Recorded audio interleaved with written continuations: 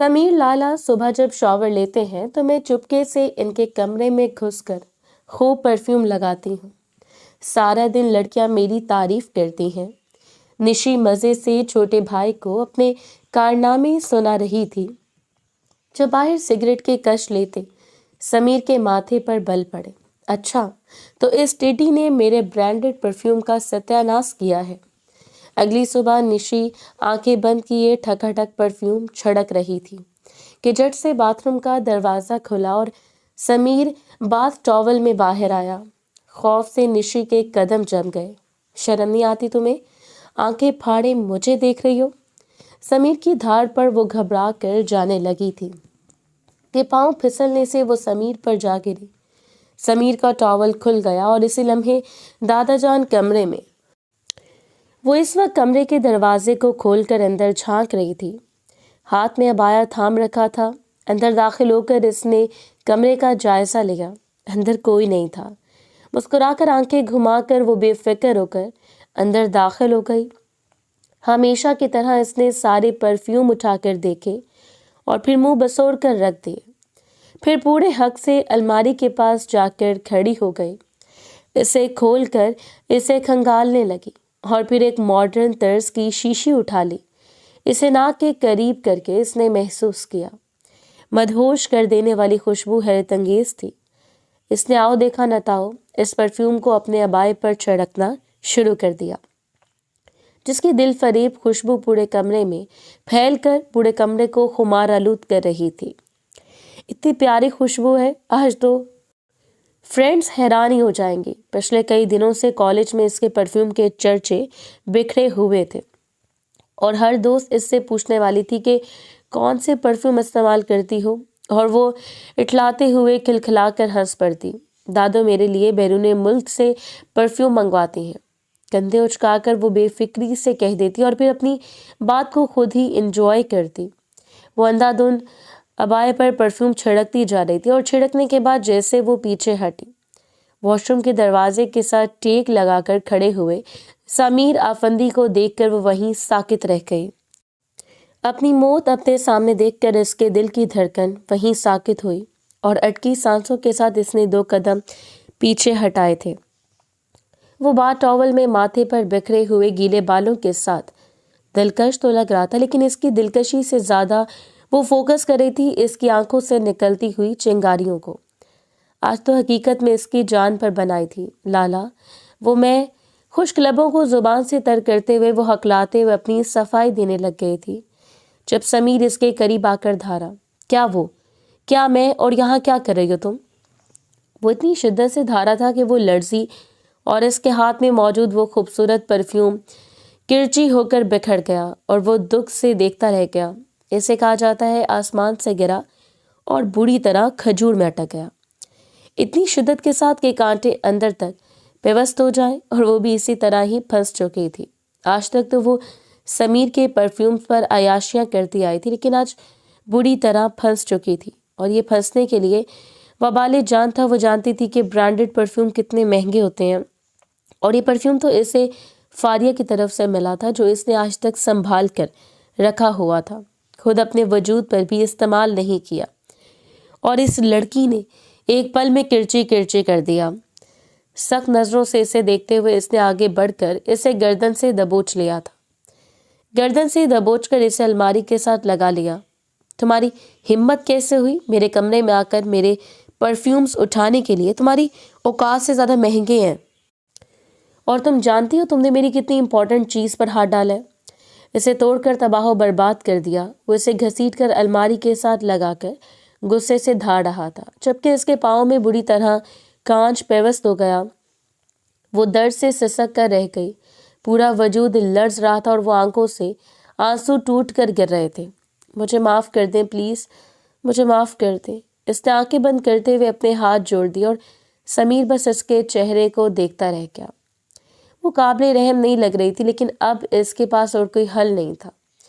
इससे गुस्सा तो इस कदर आ रहा था कि सामने खड़ी लड़की को ज़ेरे ज़मीन दफन कर दे, लेकिन वो जानता था कि वो भी कुछ देर तक इसे यूं ही अपने सामने लिए खड़ा रहेगा तो वो यहीं डर से मर जाएगी। इसलिए इसे आखिरी वार्निंग दी وہ ہلکا سا اس کے قریب جھکا. آج کے بعد اگر مجھ سے منسلک کسی بھی چیز کے قریب بھٹکنے کی کوشش کی تو اپنے پیروں پر سلامت واپس نہیں جاؤ گی، اور تم اپنی پاکٹ منی سے روز پیسے اکٹھے کر کے دنوں کے اندر اندر اس پرفیوم کی قیمت ادا کرو گی، ورنہ تم جانتی ہو میں تمہارا کیا حشر کروں گا. سمجھی تم؟ آنکھیں میچ کر اس نے فوراً اسبات میں سر ہلا دیا. اس کے علاوہ اور کوئی چارہ نہیں تھا. کچھ بعید نہیں تھی کہ سامنے کھڑا شخص اس کا سر پھاڑ دیتا. فرار ملنے پر وہ جلدی سے اسے پیچھے کرتے ہوئے وہاں سے گزرنے لگی تھی، لیکن پیر میں ہونے والے زخم کی وجہ سے لڑکھڑا کر گری اور گرتے ہوئے اس کا بازو بھی کھینچ لیا. وہ دونوں بری طرح ایک دوسرے میں الجھ گئے. وہ نیچے فرش پر گری ہوئی تھی جبکہ وہ اس کے اوپر اس کے وجود پر باتھ ٹاول لپٹا ہوا تھا اور سہمی ہوئی نظروں سے اپنے اوپر جھکے ہوئے اس شخص کو دیکھ رہی تھی جو چہرے سے اس کی تکلیف کا اندازہ لگانے کی کوشش کر رہا تھا. لیکن غصہ کسی طور پر کم نہیں ہو رہا تھا اور اچانک دروازہ کھلا اور جہانگیر صاحب اندر داخل ہوئے. اندر داخل ہوتے وہ ساکت رہ گئے تھے. کامتا اور درد سے زرد بڑھتا ہوا نشی کا چہرہ ہے، جبکہ اس کے اوپر عجیب سی حالت میں جھکا ہوا سمیر اور فرش پر ٹوٹے ہوئے کانچ کے ساتھ سرخ سیال کے قطرے. وہ بس دیکھ کر معاملات کو سمجھنے کی کوشش کر رہے تھے، لیکن سب کچھ ان کی سمجھ سے باہر تھا. وہ سوچ بھی نہیں سکتے تھے کہ حقیقت اتنی بھیانک ہو سکتی ہے. حالانکہ جو کچھ انہیں نظر آ رہا تھا حقیقت اس کے بالکل برعکس تھی. جہانگیر خان کو اندر آتا ہوا دیکھ کر وہ پیچھے ہٹا اور خود کو سنبھالنے لگا. شرمندگی کے آثار اس کے چہرے پر بھی نمودار ہوئے تھے، اور یہ سب کچھ بھی صرف اور صرف اس لڑکی کی وجہ سے تھا، کیونکہ اس نے جہانگیر خان کی آنکھوں میں بدگمانی کو پڑھ لیا تھا. جہاں پہلے ان کے درمیان تعلقات خراب رہتے تھے، ہم مزید ایک وجہ مل چکی تھی. جبکہ وہ درد کو سنبھالتے ہوئے وہی فرش پر سیدھی ہو کر جہانگیر خان کو دیکھنے لگی جنہوں نے سہارا دے کر ایسے کھڑا کر دیا تھا. انہوں نے کچھ بھی پوچھنے کی ضرورت محسوس نہیں کی، بس تعصب سے اپنے پوتے کو دیکھ کر ملازمہ کو آواز دی تھی اور اسے حکم دیا کہ فوراً نشی کو اس کے کمرے میں پہنچا دیا جائے. وہ بہت خوفزدہ تھی. تکلیف کی وجہ سے تیز سانسیں اور چال میں لڑکھڑاہٹ اس کا سارا حلیہ ایک عجیب ہی طرز کو جنم دے رہا تھا، جو کہ بالکل ہی غلط تھی، لیکن پھر بھی کچھ بھی اندازہ لگایا جا سکتا تھا. جہانگیر خان اس کے جانب بڑے اور سرخ نظروں سے سمیر کا چہرہ دیکھتے رہ گئے. میں سوچ بھی نہیں سکتا تھا کہ تمہاری غیرت اس قدر مر چکی ہے کہ تم اپنے گھر کی عورتوں پر بری نظر ڈالو گے، وہ کہہ گئے، اور سمیر نے خود کو سنبھالتے ہوئے پشت پھیر لی. وہ خود کو آئینے میں دیکھ رہا تھا، پشت پر بازو باندھے. اس کا انداز جہانگیر خان کے مقابلے میں کچھ عجیب سا تھا، اور اس کے انداز سے جہانگیر خان مزید سیخ پا ہو گئے. میری چوائس اتنی بھی بری نہیں ہے کہ آپ کی پوتیوں پر نظر ڈالتا پھروں، وہ بدکتے ہوئے کہہ گیا، اور جہانگیر خان نے بازو سے تھام کر اسے اپنے سامنے کھڑا کر لیا تھا. تم چاہتے کیا ہو؟ آخر ہم تو اس روز سے شرمندہ ہیں جس روز تمہاری پیدائش اس گھر میں ہوئی تھی اور ہم نے حویلی میں جشن منایا تھا. آخر ہماری عزت اتارنے کی کوئی وجہ باقی ہے تمہارے پاس؟ ہمیں نیچے دکھانے کے لیے اور کتنا گرو گے؟ وہ اس پر دھارے، اور ان کی دھار سن کر جمشید خان، روحانہ بیگم اور نائلہ بیگم بھی فوراً سمیر کے کمرے میں جمع ہو گئے. جمشید صاحب حیرت سے اپنے بیٹے اور باپ کے درمیان ایک اور چپکلش کو دیکھ رہے تھے. وہ جانتے تھے کہ ان دونوں کے درمیان کبھی بھی تعلقات نہیں سنبھل سکتے، اور وجہ تھے ان کے بیٹے کی ہٹ درمی. ٹھیک ہے، جیسا آپ سوچ رہے ہیں میں نے مان لیا، ویسا ہی تھا. اب وہ گستاخی سے کہہ گیا، اور جمشید خان نے فوراً اس سے باز رہنے کا حکم دیا تھا، لیکن اس نے مکمل طور پر نظر انداز کر دیا. آپ نے میری زندگی برباد کر دی، مجھ سے میری محبت چھین لی، اور چاہتے ہیں کہ میں آپ کے اصولوں کا پابند بن جاؤں، تو یہ سراسر غلط فہمی ہے آپ کی. ایسا تو کچھ نہیں ہونے والا دادو جان. اور جہانگیر خان کا سناٹے دار تھپڑ اس کے چہرے پر نشانات چھوڑ گیا. تمہاری ایک غلطی کو ہم نے نظر انداز کر دیا تھا اور صرف اپنے خاندان کی عزت بچانے کے لیے خاموشی اختیار کر لی، لیکن اب میں ہرگز خاموش نہیں رہوں گا. ہاں، جو کرنا چاہیں کر لیں. آپ ابھی اسی وقت میری جان چھوڑیں اور جائیں یہاں سے. وہ ان سے زیادہ چیخا تھا، اور باقی سب لوگ تو افسوس سے بس چیختے ہوئے دیکھ رہے تھے. ایک سخت نگاہ اس کے چہرے پر ڈال کر، ایک جتاتی ہوئی نگاہ جمشید آفندی پر ڈال کر جہانگیر آفندی کمرے سے باہر چلے گئے. जबकि वो सोच भी नहीं सकता था कि इसने अपनी जिद और हठधर्मी में किस कयामत को दावत दे दी है। जहांगीर साहब ने पहले इसकी एक गुस्ताखी को माफ कर दिया था और इसके बाद जो कुछ हुआ वो सारे जहां ने देखा, लेकिन अब इसके बाद इसने हद पार कर दी। इनके सामने बदतमीजी से खड़े हो जाना वो खानदान भर की औरतों के लिए खतरा बन सकता था। अच्छी खासी बदमज़गी हो चुकी थी और इस बदमज़गी की जड़ वही थी। इससे हार नहीं मानी। तैयार होने के बाद वो ज़रूरी मीटिंग के लिए चला गया। कल शाम जब किसी काम के सिलसिले में जैन को बुलाने के लिए इनके कमरे में गया था, तभी इसने निशी और जैन की गुफ्तगू को सुन लिया था, जो बड़े मज़े से अपने भाई को बता रही थी कि इसकी अबाए पर लगे हुए परफ्यूम की खुशबू देखो कितनी अट्रैक्टिव है, और जैन भी बड़े इन्हमाक से इसकी बातें सुन रहा था। तब इसने इकरार किया कि ये वो समीर लाला के कमरे में जाकर लगाती है और लड़कियों को इम्प्रेस करती है। लड़कियां तो अबाया पकड़ पकड़ कर पूछती हैं कौन सी खुशबू इस्तेमाल की। सच्ची बताऊं तो मैं तो हवाओं में उड़ना शुरू हो जाती हूँ, वो जैन को बता रही थी। और समीर दरवाजे पर रुक गया। यहाँ तक तो बात ठीक थी। वो इसकी परफ्यूम इस्तेमाल करती थी और वो इसे रोक देता या फिर डांट डपट कर इसकी इस्लाह कर देता। बगैर इजाज़त के किसी के कमरे में आना और किसी भी इंसान की चीज़ों को हाथ लगाना ही इखलाकियात के खिलाफ होता है। आज वो सुबह सवेरे ऑफिस नहीं गया था, बस एक अर्जेंट मीटिंग के सिलसिले में इसे 2 घंटों के लिए जाना था और फिर वापसी। लेकिन बदमज़गी इतनी बड़ी कि मीटिंग अटेंड करने के बाद वो सीधा अपने दोस्तों के पास चला गया, क्योंकि इसके मूड को बहाल करने का एक वाहिद यही जरिया था जिसे इस्तेमाल करके वो कुछ फ्रेश हो सकता था। और शाम तक अच्छा खासा फर्क भी पड़ गया। दोस्तों के साथ अच्छा खासा वक्त गुजारने के बाद वो शाम में घर लौटे, क्योंकि इसे अंदाज़ा था कि अब तक सब कुछ नॉर्मल हो चुका होगा और जहांगीर साहब का गुस्सा भी ठंडा हो गया होगा। वो जमशेद साहब से मुलाकात करेगा, इनको सारी बात समझाएगा और वो यकीनन इसकी बात समझ आएंगे।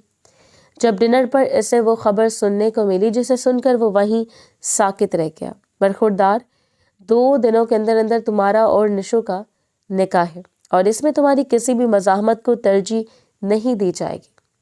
जहांगीर साहब ने आराम से निवाले लेते हुए अपना फैसला सुनाया था, जैसे सब कुछ बड़ों के दरमियान पहले ही तय हो चुका हो।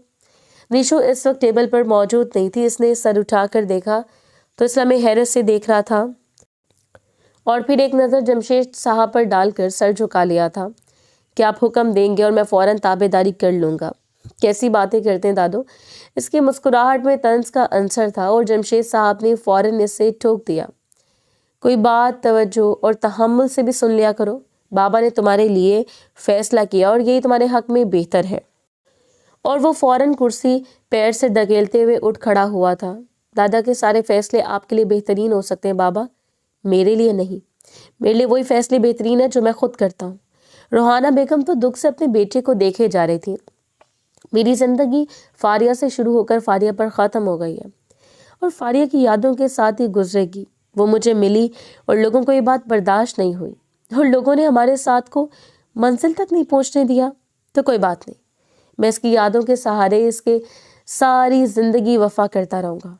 और इसकी बात सुनकर जहांगीर साहब का कहका पूरे कमरे में गूंज गया। अच्छे खासे मर्द हो, बरखुरदार और चले हो जोग लेकर फ़कीर बनने। अब सारी ज़िंदगी तुम ऐसी लड़की से वफा करोगे जिसने एक लम्हा नहीं लगाया तुमसे तलाक लेने में, और वो भी फट पड़ा। और इस तलाक में हाथ किसका था? यकीनन आपका। और वह सर झुकाकर नैपकिन उठाकर हाथ साफ करने लगे। मैं दुआ करता हूँ कि तुम्हारा ये भरम सारी ज़िंदगी कायम रहे। मैं इस वक्त आपसे बहस करने के मूड में नहीं हूँ। मैंने बस यही बताना था कि मैं हरगिज़ आपका फैसला कबूल नहीं करूँगा और आज के बाद मेरे हक में ऐसा कोई भी फैसला करने से पहले 1000 दफ़ा सोचे। वो पलट कर जाने लगा था जब जहांगीर अफंदी के अल्फाज इसके पैरों में जंजीर की तरह उलझे और वो इसे साकित करने में कामयाब हो गए। तो फिर ठीक है, सुबह ऑफिस में तुम नहीं जाओगे। अब तुम्हारे इन मामलात में भी तुम्हें इस वक्त शराकतदारी बख्शी जाएगी जब तुम हमारे फैसलों के आगे सर तस्लीम खम करोगे। और वो हैरत से इन्हें देखता रह गया। मेरा हक आप मुझसे छीन नहीं सकते। बैठकर बात करो समीर, हर बात में बदमज़गी की ज़रूरत नहीं होती। जमशेद साहब बताओ। इसके तल्ख रवैये और हठधर्म लहजे पर ही शर्मिंदा हुए जा रहे थे। बैठकर बात करने को कुछ नहीं बचा। मैं बस 2 टोक बात करूंगा और ये कहूँगा कि मुझे सबसे दूर रखा जाए। ورنہ نتیجے کے ذمہ دار آپ خود ہوں گے اور آنے والے نتائج کتنے بھیانک ہوں گے اس کا آپ اندازہ بھی نہیں لگا سکتے۔ وہ پیر پٹکتے ہوئے ان سب کو آخری وارننگ دے کر وہ کمرے میں جا چکا تھا، لیکن وہ یہ نہیں چاہتا تھا کہ اس بار وہ اپنی ضد پر قائم نہیں رہ پائے گا۔ اگلے دن ایسا ہی ہوا۔ پاور آف اٹارنی اس کے ہاتھ میں نہیں تھی اور اسے ایک لمحے میں ہی آفس کے سارے نظام سے بے دخل کر دیا گیا۔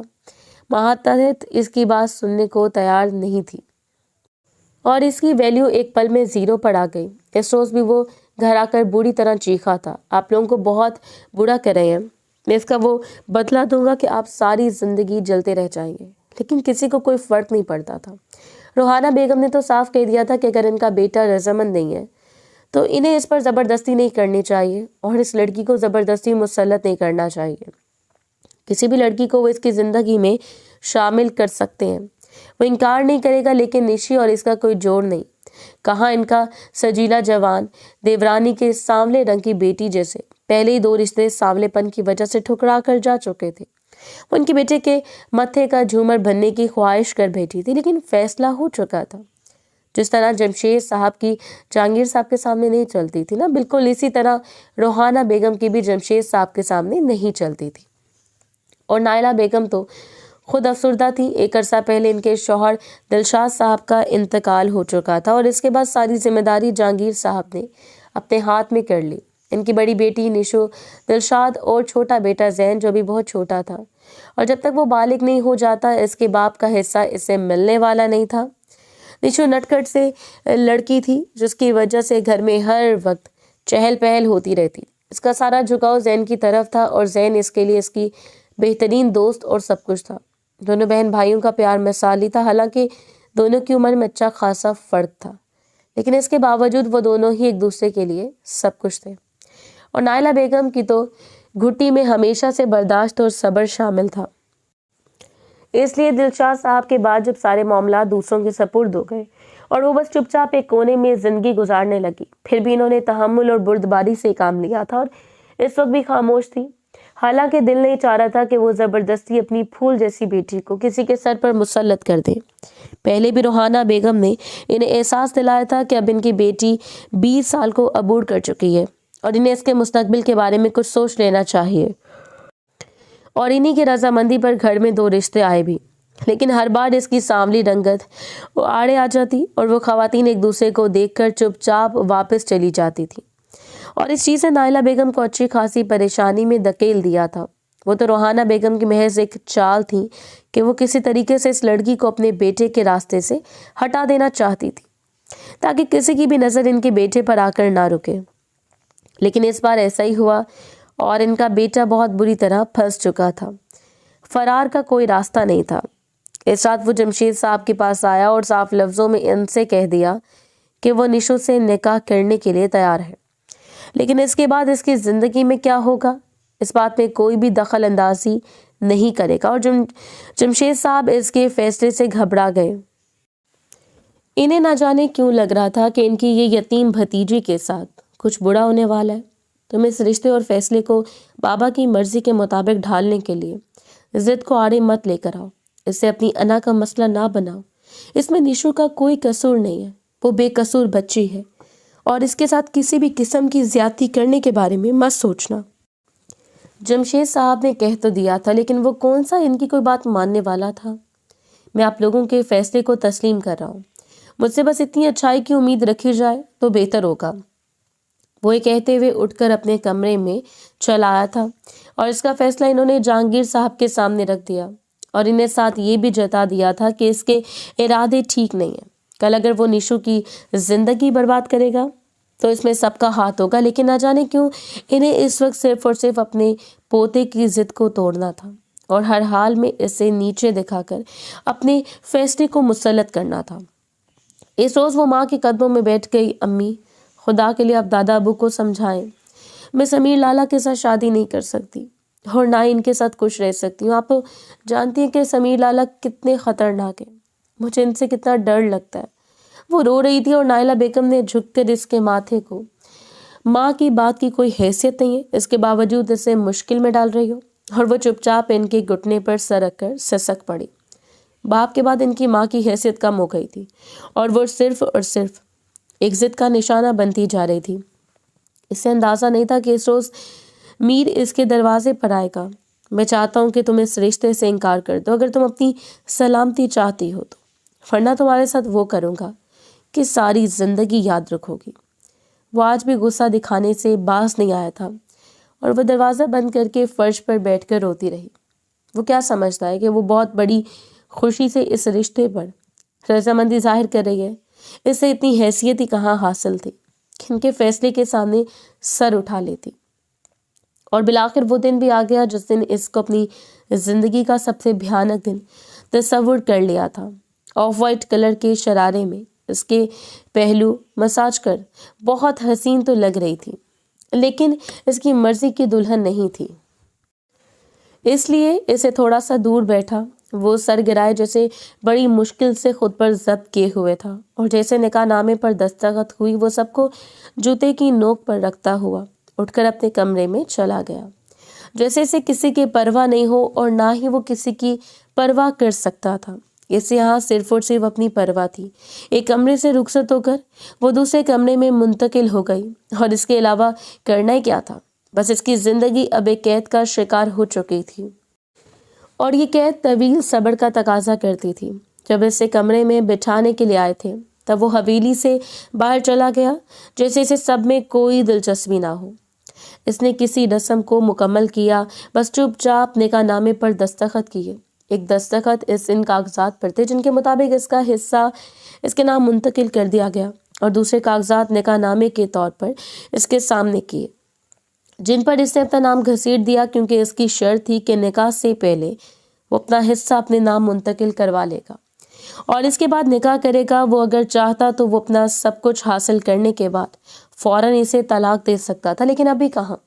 ابھی تو وہ ان سب کی اکڑ توڑنا چاہتا تھا، خاص طور پر اس لڑکی کی جو صرف اس کے سر پر مسلط ہو چکی تھی، جس کی وہ شکل تک دیکھنا نہیں چاہتا تھا۔ اور جس وقت وہ کمرے میں داخل ہوا تقریباً رات کے 11 بج رہے تھے، اور وہ وہیں بیٹھ کر اپنی آنکھیں بھگا رہی تھی، شاید اسے خوف کے ذریعے اثر کے۔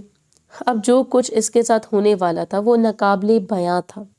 اس کا باپ سر پر نہیں تھا، بھائی ابھی چھوٹا تھا، کون تھا جو اس کے پاس پشتا کر کھڑا ہو جاتا، اور وہ اس کے سہارے سمیر افندی جیسے شخص سے ٹکر لے لی تھی؟ یقیناً کوئی بھی نہیں۔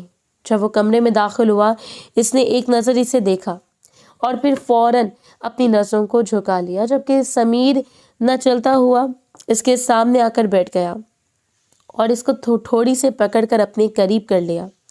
وہ ہلکا سا اس کی جانب جھکی ہوئی تھی۔ کافی دیر وہ اس کی کندن کی مانند چمکتی ہوئی رنگت کو دیکھتا رہا۔ بالکل لائٹ اور نیچرل سا میک اپ کیا گیا تھا جس میں وہ کافی دلکش لگ رہی تھی۔ لمبے بالوں کو جوڑے کی شکل میں مکید کر کے خوبصورت لٹوں کو چہرے کے اطراف میں پھیلا دیا۔ لائٹ سی جولری اور خوبصورت لباس میں اس کا حسن آراستہ تھا، لیکن سامنے بیٹھے شخص کے لیے کوئی شرم نہیں۔ اپنی حیثیت اور اپنی شکل و صورت دیکھنے کی بجائے تم نے اتنے بڑے بڑے خواب پال لیے۔ اس کی توقع کے عین مطابق اس نے آتے اسے جملہ کسا تھا کہ اس کی روح تک زخمی ہو گئی۔ وہ بس سر جھکائے اپنے آنسوں کو حلق میں اتارتی رہی۔ اب آنسو چھپانے کا فائدہ نہیں، تمہیں ساری زندگی یہ آنسو بہانے ہیں کیونکہ یہ تمہارا انتخاب ہے۔ تم نے میری فاری کو دیکھا تھا نا، سرخ و سفید رنگت کی مالک سنہری آنکھوں والی لڑکی، کسی گلابی گڑیا کی طرح اگر میرے پہلو میں سج جاتی تو ہر منظر کو مات دے دیتی۔ اور تم نے اپنی شکل و صورت کو دیکھا۔ اسے گھسیٹتے ہوئے بیڈ سے نیچے اتار کر آئینے کے سامنے لا کر کھڑا ہو گیا اور سختی کر رہا تھا کہ وہ خود کو آئینے میں دیکھے۔ تم کالی بلی مجھ پر مسلط ہو چکی ہو، صرف اس لیے کہ تمہیں اور کوئی قبول کرنے سے رہا۔ اب یہی وجہ ہے نا، اس لیے تو اس روز میرے کمرے میں آئی، میری زندگی میں مداخلت کی اور دادوں کی نظروں میں آئی۔ ان کے سامنے مظلومیت کا رونا رو کر انہیں متوجہ کیا کہ وہ تمہیں میرے گلے میں باندھتے تاکہ میں ساری زندگی انچاہے ڈھول کو بجاتا رہوں۔ وہ بری طرح رو رہی تھی۔ اس نے اتنی تذلیل کا نہیں سوچا تھا۔ اس نے سوچا تھا وہ بس اس پر بڑھے گا، تھوڑا سا غصہ کرنے کے بعد اسے اپنا لے گا، کیونکہ وہ دونوں ہی مجبور ہو چکے ہیں اور حق بھی یہی بنتا تھا۔ لیکن یہاں وہ اس کے ساتھ جو رویہ اپنا رہا تھا وہ بالکل کسی نفسیاتی مریض کی طرح تھا۔ फारिक इसकी जिंदगी में आने वाली पहली फरामोश नहीं कर पाया और इसका बदला वो सामने खड़ी इस बेजरत सी लड़की से ले रहा था जिसकी आंखें रो रो कर सुर्ख हो चुकी थी। मेरे हिसाब में कोई कसूर नहीं है, मैंने सब जानबूझकर नहीं किया कि दादू का फैसला है। नरमी से इसे थामते हुए वो इसकी तवज्जो अपनी जानिब दिला रही थी ताकि इसे कायल कर ले। इस सब में इसका कोई कसूर नहीं है, लेकिन इसने इसे घसीटते हुए बेड पर पटक दिया। यही वो परफ्यूम है ना जिनकी तड़प में तुम इस रोज मेरे कमरे में आई, और वो सब कुछ हुआ जिसके बाद तुम्हें मौका मिल गया कि तुम मेरी जिंदगी में दखल अंदाजी करो। वो पागलों की तरह वो परफ्यूम उठाकर इस पर छिड़क रहा था और अपने चेहरे को हाथों में छुपाए फूट फूट कर रो रही थी। इसमें सख्ती से इसके चेहरे को दबोच लिया। तुम सोच भी नहीं सकती कि तुम मेरे साथ जिंदगी किस तरह गुजारने वाली हो। उठो, चेंज करो और 5 मिनट से पहले तुम मुझे सोफे पर सोई हुई नजर आओ। अगर 5 मिनट से 1 मिनट भी लेट हुई तो इस हश्र के लिए तैयार हो जाना जो मैं तुम्हारा करूंगा, और इसके बाद तुम खुद को पहचानने से इनकार कर दोगी। और वो फौरन ही फरार मिलते चेंजिंग रूम में चले गए। इसके हाथ बुरी तरह कांप रहे थे। ज्वेलरी उतारते हुए इससे न जाने कितनी बार खुद को जख्मी कर लिया था। अपने बाल टूट कर गिर रहे थे क्योंकि वो बड़ी तेजी से पिनें निकाल रही थी। ड्रेस चेंज करने के बाद वो सोफे पर आई और गिरने के अंदाज में लेटकर अपनी आंखों को बंद कर लिया। या अल्लाह, क्या इतनी अजियत, मेरे परवरदिगार, मैं सब कुछ बर्दाश्त कैसे करूंगी। वो अंदर ही अंदर रोती जा रही थी, और जब आंसू खुश्क हो गए तो सब कुछ अपने परवरदिगार के सपुर्द करके अपनी आंखों को बंद कर लिया था। इसके पास 2 रास्ते थे, या तो बगावत कर लेती या फिर सारी जिंदगी इस जुल्म और सितम को बर्दाश्त करती रहती। और इसे यकीन था कि ये सुकून नहीं लेने देगा। सिर्फ अपने दादा के फैसले पर बरतरी हासिल करने के लिए, सिर्फ अपनी अना की तस्कीन के लिए वो ऐसे लोगों के सामने जलील करता रहेगा, और वो सारी जिंदगी इस तरह जलील होती रहेगी। अगर इसका दादा इसका गमख्वार होता तो कभी भी इसे ऐसे शख्स के हवाले ना करता जिसके बारे में वो अच्छी तरह जानता था। और इसके ताया ने भी हिम्मत नहीं की। सब लोगों की मिली भगत थी और वो इसकी जिंदगी बर्बाद हो गई। अब इसे किसके सहारे खामोशी इख्तियार करना थी। इसने यही सोचा था कि शायद रिश्ता बनने के बाद वो शख्स इसे तस्लीम कर ले और अपने माजी से आंखें चुरा ले, लेकिन अब जो कुछ हुआ था इसके बाद तो इसकी सारी उम्मीदों पर पानी फिर गया था। न जाने कब नींद इस पर मेहरबान हुई और वो सुकून में चली गई, इसे अंदाजा नहीं हुआ। ऐसे तो यूं लग रहा था जैसे पूरी रात इसने शदीद ज़हनी अजियत में गुजारी हो, जबकि वो बेड पर फैल कर सोया रहा जैसे कि कुछ हुआ ही नहीं। इसके लिए सिर्फ और सिर्फ फारिया की खुशी इम्पोर्टेंट थी। फारिया हसन, जो इसकी ज़िंदगी में पहली बगावत को जन्म देने का बाइस बनी, इसकी यूनिवर्सिटी की ऐसी मोहब्बत है जिसके पीछे वो 2 सालों तक पागल बनकर फिरता रहा, और बिलाखिर इस रोज़ यूनि के गेट पर खड़ा होकर इसके हाथों को थाम लिया था। मैं तुमसे बहुत मोहब्बत करता हूँ फारी, तुम्हें अपनाने के लिए तैयार हूँ। और फारिया ने फौरन अपने हाथों को वापस खींच लिया। तुम्हें लगता है कि मैं तुम्हारी दकियानूसी फैमिली का हिस्सा बनूंगी? वो मॉडर्न सी लड़की जैसे सारी यूनिवर्सिटी बड़ी रश्क भरी नजरों से देखती थी, जिसकी टाइट जीन्स से छलकता हुआ जिस्म हर एक को अपना दीवाना बनाए रखता, जिसकी शर्ट की लंबाई इसका पेट ढांपने के लिए नाकाफी थी, जिसके बालों को आज तक मुकीद नहीं देखा था। वो इस फारिया को अपनी पसंदीदी का निशाना बना रहा था। हालांकि घर में जहांगीर अफंदी के कानून राइज थे और वो इनके राइज कानूनों के मुताबिक कोई भी इनके बनाए हुए असूलों से बाहर नहीं निकल सकता, खास तौर पर कोई लड़की। तब तक बिजनेस के सारे मामलात जमशेद साहब और दिलशाद साहब संभाल रहे थे और इसे बिजनेस की कोई भनक नहीं थी। फारिया, मैं तुम्हारे लिए हर एक चीज़ को छोड़ दूंगा, मैं सब कुछ छोड़ दूंगा, बस तुम मुझे अपनाने का फैसला तो करो। और फारिया को इसकी दौलत की रेल पेल ही नजर आई। वो हैंडसम था बिलाशुबा, लेकिन इसके लिए ज़रूरी था कि वो मर्द जो इसके नखरे उठा सकता, जो इसे लाखों में तोल देता, और सामने खड़ा शख्स इस पर इतनी दीवानगी जाहिर कर रहा था, तो इसका भी हक बनता था कि वो इसे मौके से फ़ायदा उठा लेती। और इसलिए फारिया ने इसके साथ ताल्लुकात कायम करने की कोशिश कर ली, जो कोशिश काफ़ी हद तक कामयाब हुई। बिलाखिर बात यहाँ तक पहुँच गई कि इसने जहांगीर अफंदी के सामने जिद लगा ली थी कि वो फारिया से शादी करना चाहता है, और जहांगीर अफंदी तो सिरे से ही मुकर गए। मैं कभी भी ऐसी मॉडर्न और बोल्ड लड़की को अपने ख़ानदान की इज्जत नहीं बनाऊंगा। वो लड़की तो हमारे घर की औरतों को ख़राब करेगी। انہوں نے کہہ دیا تھا، لیکن وہ اپنی ضد پر اٹکا ہوا تھا۔ میں ہر حال میں فاریہ سے شادی کروں گا اور فاریہ کے علاوہ کسی کا تصور بھی نہیں کر سکتا۔ اس نے ایسی ضد پکڑ لی جس سے فرار ممکن ہی نہیں، یہاں تک کہ اسے گھر چھوڑ کر جانا پڑا۔ صرف اسے ضد سے ہٹانے کے لیے جہانگیر افندی نے یہ حکم صادر کر دیا کہ وہ یہ گھر چھوڑ کر چلا جائے۔ اگر اپنی ضد سے باز نہیں آتا اور وہ سچ مچ چلا گیا پورے 1 ہفتے کے لیے، اور بھلا وہ کیسے برداشت کر سکتے تھے کہ وہ ان کی حویلی کا اکلوتا لاڈلا بیٹا تھا، اور ضروری تھا کہ وہ اسے پیار سے سمجھاتے۔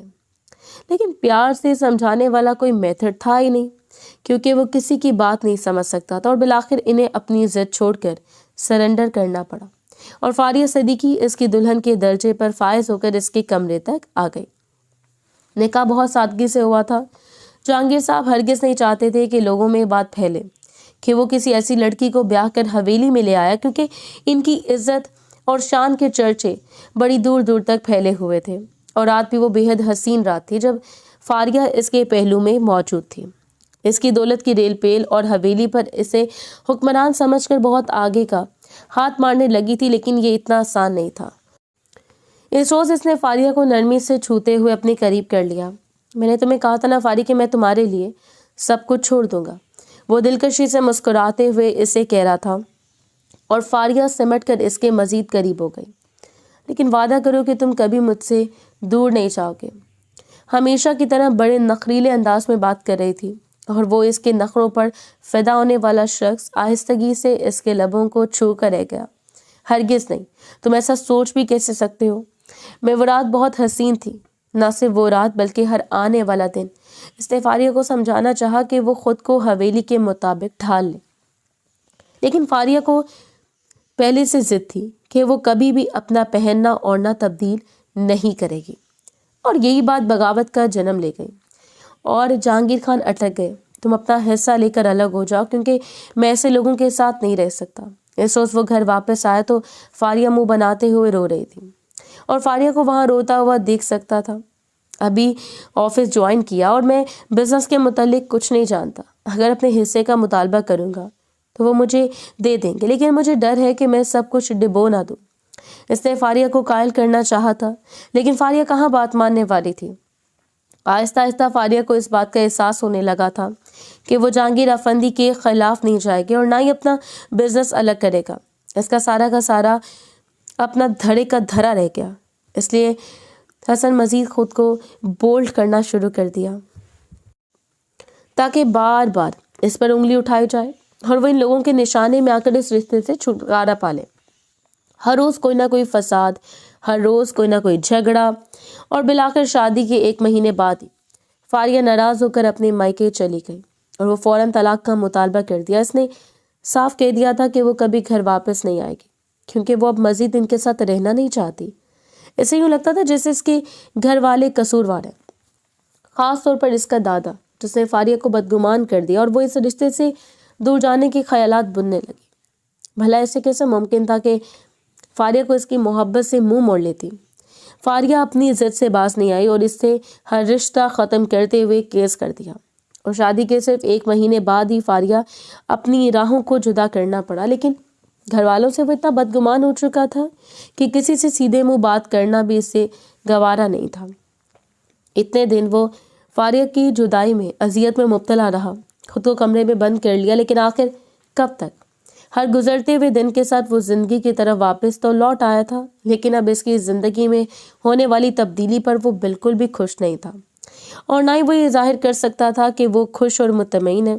اس نے ہر آئے دن اسے ٹارچر کرنا شروع کر دیا تھا، خاص طور پر جہانگیر افندی کے سامنے، سب لوگوں کے سامنے اسے بات بات پر ذلیل کرنا، اس کی عزت نفس کا خیال نہ رکھنا۔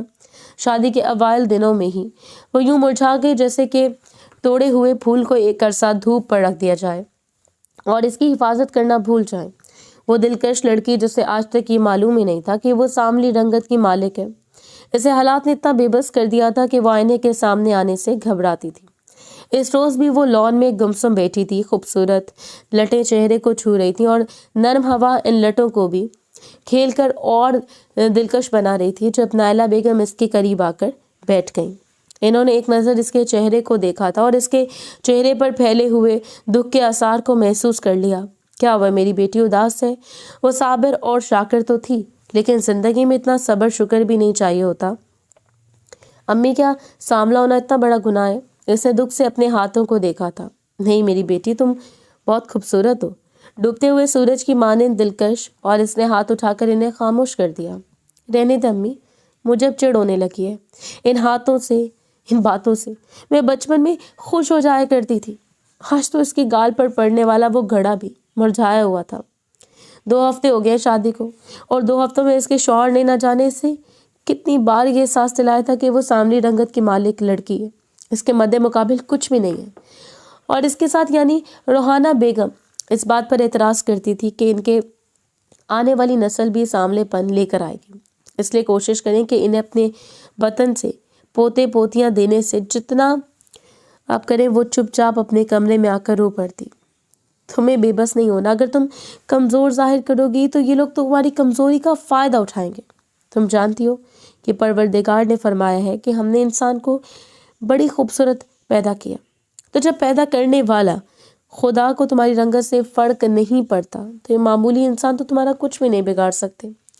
وہ حقیقتاً بہت خوبصورت تھی۔ ہم آج تک کہانیوں میں صرف حسیناؤں کا ذکر سنتے چلے آئے ہیں، حالانکہ وہ ہر عورت حسین ہے جس کے اندر پروردگار نے نفاست رکھی ہے، جسے سخت سے سخت حالات پر مسکرانا آتا ہے۔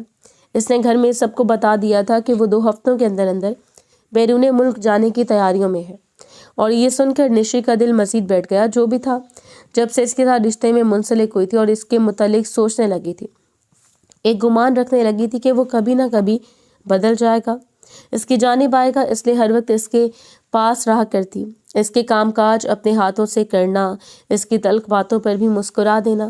لیکن اب اسے لگنے لگا تھا کہ وہ شخص کبھی نہیں بدلے گا، وہ اپنی نفرت پر قائم رہے گا، اور اب بالآخر اس نے بھی خاموشی اختیار کر لی۔ وہ رات بھی بے حد عجیب رات تھی، ساری تیاریاں مکمل تھیں، اور صبح اس کی فلائٹ تھی جب اس کے قدموں میں بیٹھ گئی۔ میں آپ سے ہی آپ کو مانگتی ہوں، خدا کے لیے مجھے خالی ہاتھ مت لوٹائیں۔ وہ بے بسی کی انتہا پر تھی، اور اس نے تھامتے ہوئے اسے اپنے قریب کر لیا۔ میں جانتا ہوں کہ تمہیں کس چیز کی تڑپ ستا رہی ہے، میرے قریب آنا چاہتی ہو، مجھے پانا چاہتی ہو، تو ٹھیک ہے، آج میں تمہاری اس تڑپ کا بھی علاج کر دیتا ہوں تاکہ میرے جانے کے بعد مجھے بد دعاؤں سے نہ نوازتی رہو۔ وہ اسے قریب کرتے ہوئے اس کی گردن میں منہ دے کر کہہ رہا تھا، اور وہ کانپتے ہوئے دور ہو گئی۔ میں آپ کا ساتھ چاہتی ہوں، آپ کی محبت اور آپ کی عزت چاہتی ہوں، مجھے غربت سے کوئی فرق نہیں پڑتا، آپ چاہے میرے قریب آئیں یا نہ آئیں۔ وہ ہنستے ہوئے اس کی تذلیل کر گیا۔ میں جانتا ہوں کہ تم جیسی لڑکیوں کو کس چیز کی ضرورت ہوتی ہے۔ جوانی کی آگ تمہیں چین سے نہیں بیٹھے دے رہی نا، اس لیے تو بار بار میرے آگے پیچھے منڈلانے کی کوشش کرتی ہو تاکہ تمہارے جسم کی ضروریات کو پورا کر دوں۔ اور وہ ساکت رہ گئی۔ کوئی اس کے خلاف اتنا برا سوچ سکتا تھا؟ وہ سوچ بھی نہیں سکتی تھی، اور کوئی بھی وہ شخص جو اس کا خونی رشتہ دار تھا، جو اسے بچپن سے جانتا تھا اور اب اس کے شوہر کے درجے پر فائز ہو چکا تھا، اسے قریب کرتے ہوئے سمیٹ رہا تھا، اس کی گردن سے اس کے وجود پر قبضہ کرتے ہوئے جیسے اپنا سب کچھ نچھاور کر کے اس پر ایک ایسا احسان کر رہا تھا جس کے بعد وہ ساری زندگی اس کی کنیز بن جائے گی۔ یہ اس کا حق تھا، اور اس کے لیے کوئی معیوب بات نہیں تھی کہ وہ مانگ لیتی، لیکن پھر بھی وہ شخص اس کے ساتھ کس طرح کا رویہ اختیار کیے ہوئے تھا، اتنی تذلیل سے اسے چھو رہا تھا کہ اسے اپنا آپ بے وجہ لگنے لگا۔ اس کی تلخ سرگوشیاں، اس کی سخت گرفت، اس کی طنزیہ نظریں، سب کچھ ملا کر اس روز اس لڑکی کو ختم کرنے میں کامیاب ہو گئی۔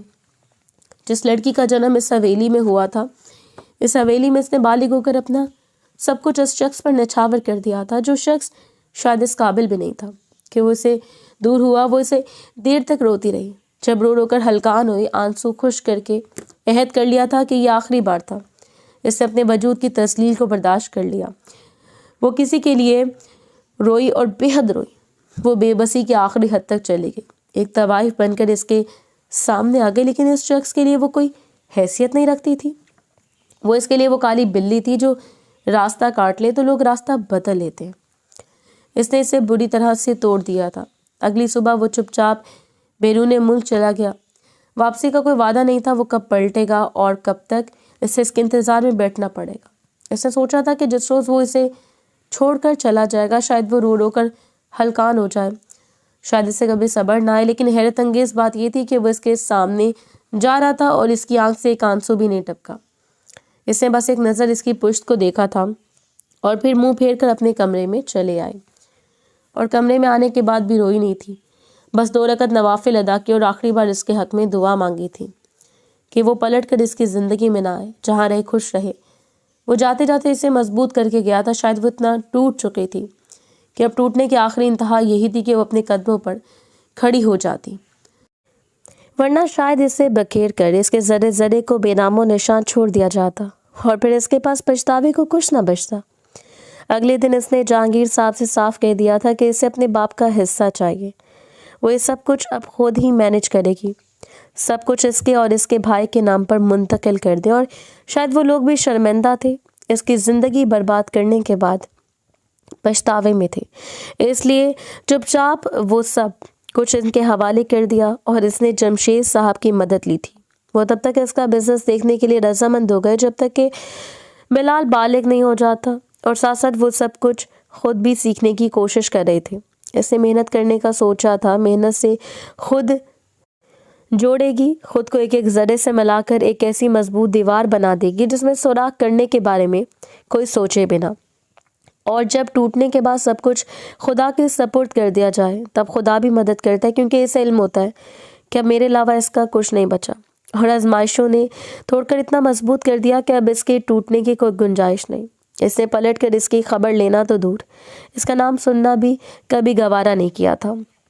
وہ اپنے حصے کو بے ہنگم اڑا رہا تھا، بغیر کسی بھی چیز کی پرواہ کیے۔ شاید اسے احساس تھا کہ ابھی بہت کچھ باقی ہے جس پر وہ عیش کر سکتا ہے، لیکن عیش کے لیے کچھ بھی باقی نہیں بچا تھا۔ سب کچھ اس لڑکی کا تھا، اور جو اس کی زندگی میں حق حاصل نہیں کر پائی، وہ بھلا اب اسے اپنی کسی بھی چیز میں حقدار ٹھہرا سکتی تھی۔ 2 سال کا طویل عرصہ کم نہیں تھا۔ 2 سال اس نے دل لگا کر محنت کی، رات دن اس نے جمشید صاحب کے ساتھ گزارے تھے، اور جمشید صاحب اس کے لیے اس کے باپ کی حیثیت رکھتے تھے۔ ان کا بیٹا چاہے جیسے بھی تھا، لیکن انہوں نے اس کے حق میں کبھی خیانت نہیں کی اور اسے ہمیشہ اپنی بیٹی کے درجے پر رکھا، سو وہ بھی انہیں اپنے باپ کی طرح مانتی تھی اور سب کچھ ان کے حوالے کر کے پرسکون تھی۔ اب ان کے زیر نگرانی ہی وہ کام کر رہی تھی، حالانکہ ساری میٹنگز اٹینڈ کرنا، سب کچھ سنبھالنا اس نے سیکھ لیا تھا، لیکن پھر بھی اسے اچھا لگتا تھا کہ وہ جمشید صاحب کے انڈر ہی کام کرے، جب تک کہ وہ خود اپنی مرضی سے ریزائن کرتے ہوئے اسے سب کچھ نہیں سونپ دیتے۔ اور دوسری جانب اس نے میک اپ پروڈکٹس بنانے والے ایک چھوٹے سے بزنس کا آغاز کیا، اور اپنے برانڈ کا نام اس نے بلیک کیٹ رکھا تھا، وہی نام جو اس کی کمزوری کی سب سے بڑی وجہ تھا۔ اس شخص کی جانب سے دیا گیا پہلا خطاب، جس نے سب لوگوں کے سامنے اسے بلیک کیٹ کہہ کر متعارف کروایا تھا، اس میں اسی نام کو اپنی طاقت بنا لیا۔ کچھ لوگ ٹوٹنے کے بعد جب مایوسی کا شکار ہو جاتے ہیں تو ان کے پاس ایک بے بنیاد سا جواز ہوتا ہے کہ پیسے والے کے لیے سب کچھ ممکن ہے، لیکن پیسہ بھی محنت کے ہاتھوں کھیلا گیا ایک کھیل ہے، جتنی محنت کے ساتھ کھیلا جائے وہ اتنا ہی مہربان ہوتا ہے، اور اس نے محنت کے معاملے میں کبھی کوتاہی نہیں کی تھی۔ ہر گزرتا ہوا سال نائلہ بیگم کو بوڑھا کرتا چلا جا رہا تھا۔ جہانگیر صاحب چارپائی کے ہو کر رہ گئے، بلال اب بڑا ہونے لگا تھا، حالات کو اچھی طرح سمجھتا تھا۔ وہ 20 سالہ کم لڑکی اپنی 25 سالہ مکمل والی تھی،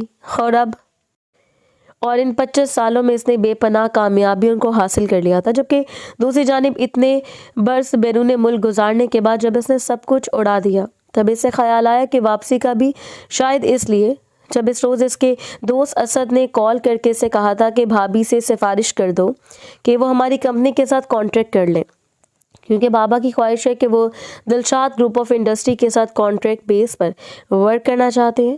وہ حیران رہ گیا، کیا مطلب ہے تمہارا دلشاد گروپ آف انڈسٹری کو بابا سنبھال رہے ہیں؟ اگر تم ان سے بات کرنا چاہتے ہو تو گھر چلے چلو۔ اور اسد کو حیرت ہوئی، کیا مطلب ہے تمہارا؟ تمہیں معلوم نہیں کہ یہ بھابھی کے انڈر ہے؟ ہاں انکل سب کچھ سنبھالتے تھے، لیکن اب پاور آف اٹارنی بھابھی کے پاس ہے اور وہ اس بزنس کو بڑی تندہی سے سنبھال رہی ہیں، اور ساتھ ہی ان کا برانڈ بلیک کیٹ کتنی اونچائیوں پر کھڑا ہے، تمہیں اس بات کا اندازہ بھی ہے؟ وہ اس نام پر ٹھٹک کر رہ گیا۔ تمہیں شرم نہیں آتی؟ اپنی کالی رنگت سے خود کو دیکھو اور مجھے میرے مقابلے میں کالی بلی کی حیثیت رکھتی ہو، جسے دیکھ کر لوگ راستہ بدل لیتے ہیں۔ اپنے الفاظ اس کے ذہن کی اسکرین پر لہرانے لگے۔ क्या मतलब है तुम्हारा? ब्लैक कैट नशवा का ब्रांड है जिसकी प्रमोशन के चर्चे फैले हुए थे।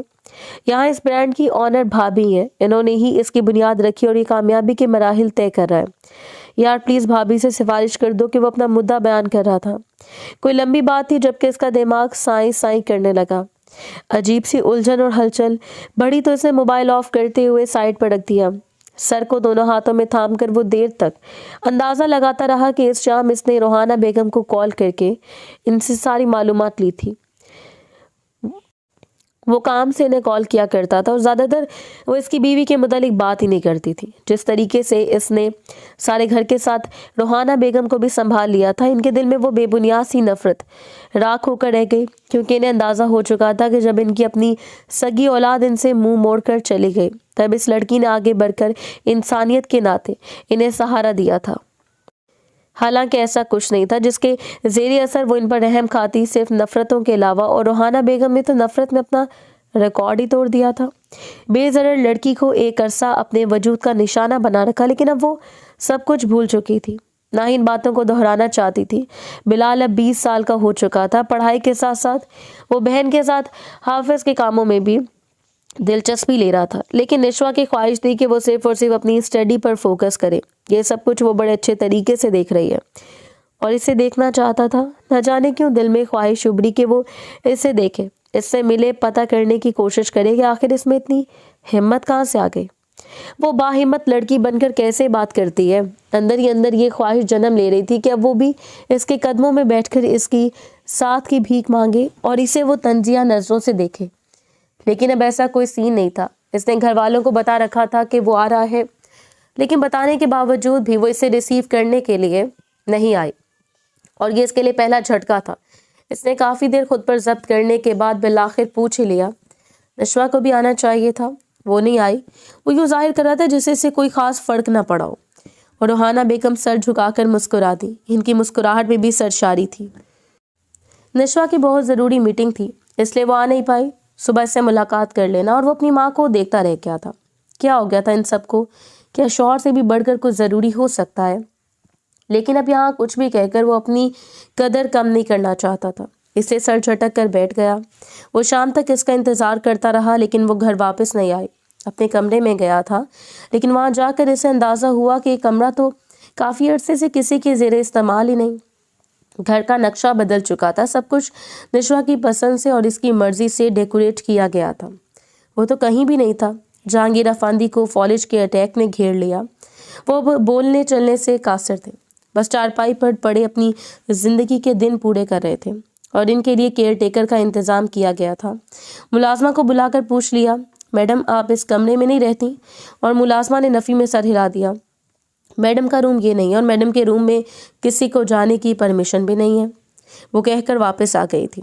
और वो देर तक पुरसोच नज़रों से खुले दरवाजे को देखता रह गया। वो सब कुछ छोड़कर आगे बढ़ चुकी थी, लेकिन फिर भी इसे अंदर ही अंदर गम था कि वो आज तक इसके निकाह में है। इसको अपने सामने देखकर एक बार फिर हार जाएगी। इस रोज़ इसके साथ मुलाकात नहीं हुई। सुबह आंख खुली और वो फ़ौरन नाश्ते की टेबल पर आ गया। हालांकि आज तक वो कभी भी इतना जल्दी बेदार नहीं हुआ था, लेकिन शायद निशवा से मिलने की बेताबी थी, इसलिए निशवा ऑफिस चली जाएगी इससे पूछा और नायला बेगम ने नफ़ी में सर हिला दिया।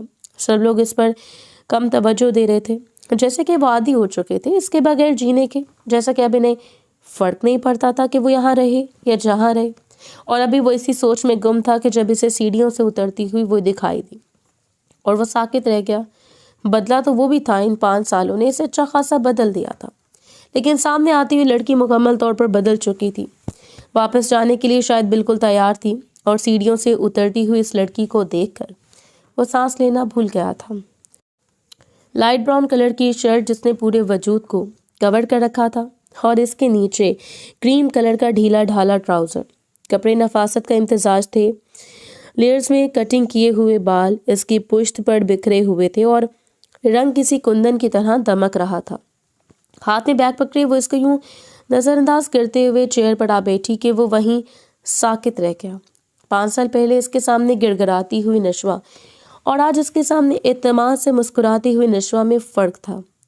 باقی سب سے بات کرتے ہوئے اس نے اس شخص کو مکمل اگنور کیے رکھا اور اپنا نظر انداز ہونا بھلا وہ کیسے برداشت کر سکتا تھا۔ ٹریس کا ایک گلاس لے کر وہ خداحافظ کہہ کر باہر نکل گئی اور وہ اس خوشبو میں بکھرے ہوئے وجود کو دھڑکتے ہوئے دل سے دیکھتا رہ گیا۔ پورا ایک ہفتہ تو بس وقت ڈھونڈتا رہا کہ وہ کب اس سے بات کرے، اور وہ یوں ہو گئی جیسے ان دونوں کے درمیان کوئی رشتہ، کوئی تعلق نہ ہو۔ جب عزت نفس رون دی جاتی ہے، رشتے اس وقت ختم ہو جاتے ہیں۔ اس نے بھی سوچ لیا تھا کہ سارے رشتے ختم، جو اس کا نہیں، اسے دل سے لگا کر رکھنے کا فائدہ کیا۔ اس روز وہ بغیر دستک دیے اس کے کمرے میں داخل ہوا جب وہ نائٹ گاؤن میں سکن کیئر کرنے کے بعد سونے کی تیاریوں میں تھی۔ اسے دیکھ کر حیران ہوئی۔ میں تم سے بات کرنا چاہتا ہوں نشا، پورا ایک ہفتہ ہو گیا مجھے یہاں آئے ہوئے اور تم میری بات سن نہیں رہی۔ اگر تمہیں اتنی اکڑ آ چکی ہے، وہ خود بھی کافی بدل چکا تھا۔ ہلکی بڑی ہوئی شیپ، پہلے سے بھاری جسامت اور لک کمپلیٹ چینج۔ مجھے آپ سے کوئی بات نہیں کرنی مسٹر سمیر افندی، آپ کمرے سے باہر جا سکتے ہیں، اس نے کہتے ہوئے دوبارہ اپنے ہاتھوں پر لوشن لگا کر انہیں مسلنا شروع کر دیا۔ جب اس کے قریب آیا اور اسے بازوں سے تھامتے ہوئے اس کا رخ اپنی جانب موڑ دیا۔ اتنی اکڑ، میرا حق بنتا ہے کیونکہ میں نے اب خود کو پہچاننا شروع کر دیا اور ہر ایرے گیرے کی بات پر خود کو مارنا بھول چکی ہوں۔ وہ بے بس ہوا تھا اس کے لہجے پر۔ کیا ہم نیا آغاز کر سکتے ہیں؟ وہ آج خود اس کا متمنی تھا اور اس نے اس کا رخ اپنی جانب موڑ دیا۔ خود کو دیکھو سمیر افندی، تم میرے مقابلے میں کچھ بھی نہیں ہو۔ تم وہ جس نے حاصل شدہ کو گنوا دیا، اور ایسے لوگوں کو میں اپنے در سے بھیک بھی نہیں دیا کرتی۔ جلد سے جلد اپنے نام کو بھی تمہارے نام سے الگ کروا کر تمہیں مکمل آزادی فراہم کر دوں گی۔ اور وہ وہیں ساکت کھڑا رہ گیا۔ اس کا انداز بدلا ہوا نہیں تھا، وہی انداز تھا جو اس کے ساتھ رکھا تھا، وہی لہجہ جس لہجے میں وہ اس کے ساتھ بات کیا کرتا تھا۔ کتنا دردناک ہوتا ہے وہ لمحہ جب ہمارے اپنے لہجے ہمارے منہ پر مار دیے جاتے ہیں اور ہم شکست کو ہاتھ میں لے کر دھندلی نظروں سے گمنام راستوں کی تلاش میں کھڑے رہ جاتے ہیں ساری زندگی، کیونکہ ہم نے پہلے ہی منزل گوا دی ہوتی ہے۔